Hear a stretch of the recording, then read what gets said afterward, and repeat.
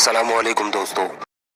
मुसलमानों से पूछते हैं कि मुसलमानों ने इस देश के लिए क्या किया था, तो सुनो, आज की ये वीडियो उन लोगों के लिए मुंहतोड़ जवाब होगी।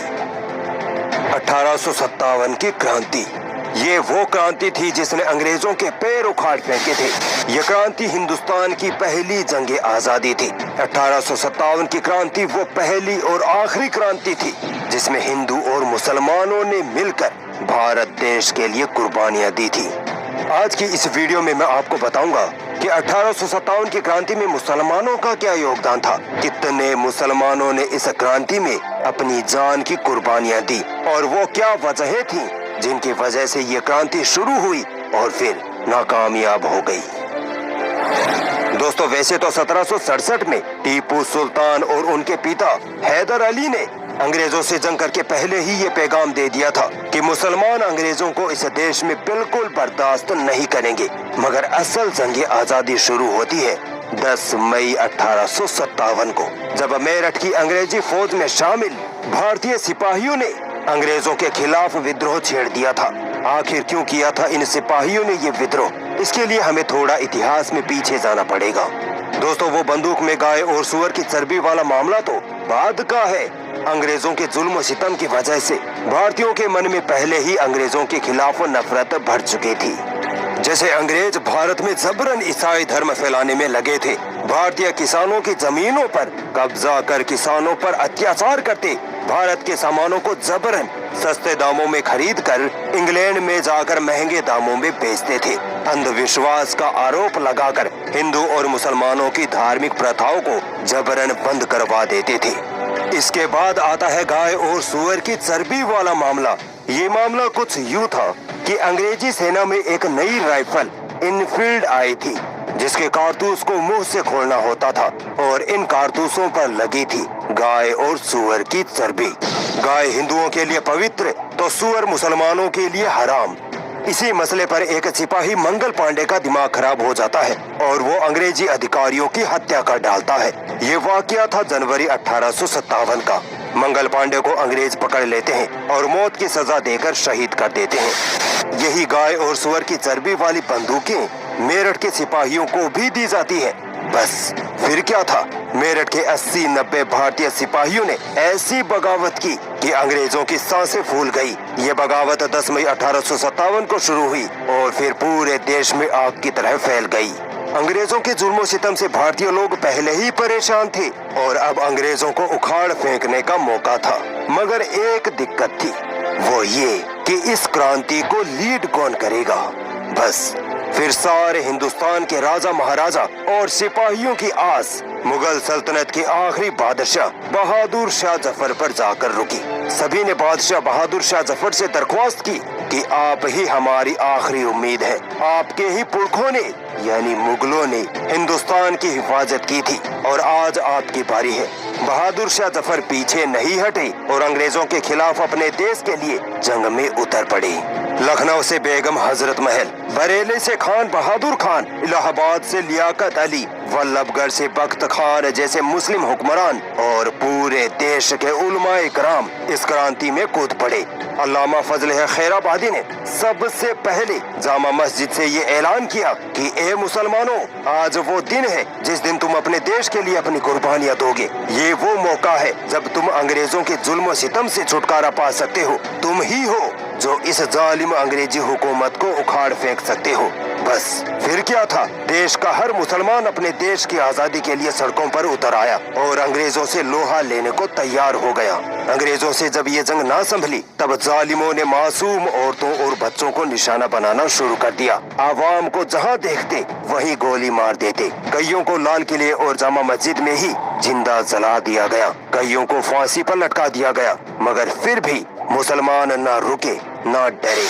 अंग्रेजों से लड़ते हुए बहादुर शाह जफर अंग्रेजों के हाथ आ जाते हैं। अंग्रेज उनको रंगून, जो आज के म्यांमार में है, कैद कर देते हैं। यकीन मानिए, बहादुर शाह जफर ने इस देश के लिए जो कुर्बानी दी थी वो किसी और ने शायद ही दी होगी। अंग्रेज एक सुबह बहादुर शाह जफर के लिए नाश्ते का इंतजाम करते हैं। बहादुर शाह जफर मना कर देते हैं, मगर फिर भी अंग्रेज जबरदस्ती 3 थालों को लाल कपड़े से ढककर उनके सामने रखते हैं। जब बहादुर शाह जफर तीनों थालों पर से कपड़ा हटाते हैं तो वहाँ उनके 2 बेटों और 1 पोते के सर रखे होते हैं। सोचिए एक बाप में क्या बीती होगी जब उसके नाश्ते में उसी के बेटों के सर रख दिए गए। ये थे वो मुगल जिन्होंने अपने देश के लिए अपने बेटों तक को कुर्बान कर दिया था, और तुमसे 52 सालों तक देश का तिरंगा तक नहीं फहराया गया। बात करते हो देशभक्ति की। बहादुर शाह जफर के शहीद हो जाने के बाद मुगल सल्तनत हमेशा के लिए खत्म हो गई। फजल हक खैराबादी को भी पकड़ लिया गया और काला पानी की सजा सुना दी गई, जिससे वो वहीं शहीद हो गए। अंग्रेजों को सबसे ज्यादा मुसलमानों ने नुकसान पहुंचाया था, इसीलिए अंग्रेजों ने मुसलमानों को टारगेट किया और जहां भी मुसलमान दिखते उनको गोली मार दी जाती। अंग्रेजों ने ये इल्जाम लगाया कि ये क्रांति मुस्लिम उलेमाओं और मौलवियों की वजह से छिड़ी है। इसी वजह से अंग्रेजों ने मुस्लिम उलेमाओं पर जो जुल्म और सितम ढाए थे वो सुनकर आपके आंसू नहीं रुकेंगे। इस्लाम के मुजाहिद उलमाओं को अंग्रेजों ने कानपुर से फर्रुखाबाद के बीच के हर पेड़ पर फांसी से लटका दिया। इसी तरह दिल्ली में ऐसा कोई पेड़ नहीं बचा था जिस पर मुसलमानों की लाशें ना लटकी हो, और जब सारे पेड़ खत्म हो गए तब अंग्रेजों ने मुस्लिम उलमाओं को नंगा करके बीच मैदान में जिंदा जला दिया था। ए मुसलमानों, ये थे तुम्हारे उलमाए कराम जिन्होंने तुम्हारी आजादी के लिए, इस देश की आजादी के लिए अपनी जानें भी कुर्बान कर डाली। हिंदुस्तान टाइम्स की रिपोर्ट के मुताबिक 1857 की क्रांति में 5 लाख मुसलमानों ने अपनी जानों की कुर्बानी दी थी। सिर्फ दिल्ली में ही 27,000 उलमाए कराम को फांसी पर लटका दिया था। कहाँ है वो फर्जी देशभक्त जो मुसलमानों से देशभक्ति का सबूत मांगते हैं। 1857 की क्रांति लगभग 2 सालों तक चली, मगर कामयाबी नहीं मिली। अंग्रेजों को अब तक ये अंदाजा हो गया था कि हिंदुस्तान पर उनके राज करने के दिन अब खत्म होने वाले हैं। अंग्रेजों ने इस क्रांति का सारा इल्जाम मुसलमानों पर लगाया, और ये सच भी था कि मुसलमानों ने ही 1857 की जंग में सबसे ज्यादा बढ़ चढ़कर हिस्सा लिया था। इसके बाद अंग्रेजों ने अपना बदला मुसलमानों और खासकर मुस्लिम उलमाओं पर इस कदर उतारा कि हजारों उलमाए कराम को सरेआम फांसी दे दी गई। हजारों को जामा मस्जिद और लाल किले के बीच मैदानों में नंगा करके जिंदा जला दिया गया। जिन उलमाए कराम ने अंग्रेजों के खिलाफ जंग के लिए फतवे दिए थे उनको सूअर की खाल में बंद करके जिंदा जलाया गया। कईयों को सूअर का गोश्त खाने पर मजबूर किया गया, मगर इन मुजाहिदों की वो शान थी कि इन्होंने अपनी जानें दे दी, मगर ना अपने ईमान का सौदा किया, ना अपने देश का। अंग्रेजों का गुस्सा सिर्फ उलमाओं तक नहीं रुका, बल्कि मुस्लिम औरतों और बच्चों तक को पकड़कर लाल किले में कैद कर दिया गया। एक दिन सभी को लाल किले के खूनी दरवाजे से बाहर निकलने को कहा गया। जैसे जैसे औरतें और बच्चे बाहर निकलते गए वैसे वैसे सबको गोलियों से भून दिया गया, और बचे हुए मुसलमानों को तोप के मुंह पर बांधकर उनको तोप से उड़ा दिया गया। ये थी इस देश के लिए मुसलमानों की कुर्बानियां।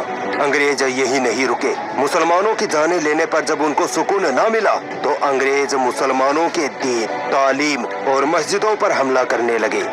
1857 की क्रांति के बाद अंग्रेजों ने मुसलमानों को दिल्ली से निकाल दिया। मस्जिदों को अंग्रेजी सैनिक छावनियों में बदल दिया गया। मुसलमानों को अंग्रेजी सेना में भर्ती करना बंद कर दिया गया। मुस्लिम किसानों से जबरदस्ती उनकी जमीनें छीन ली गई। मुसलमानों के मदरसों को जबरन बंद करवा दिया गया ताकि मुसलमान अपने दीन की तालीम हासिल ना कर पाए।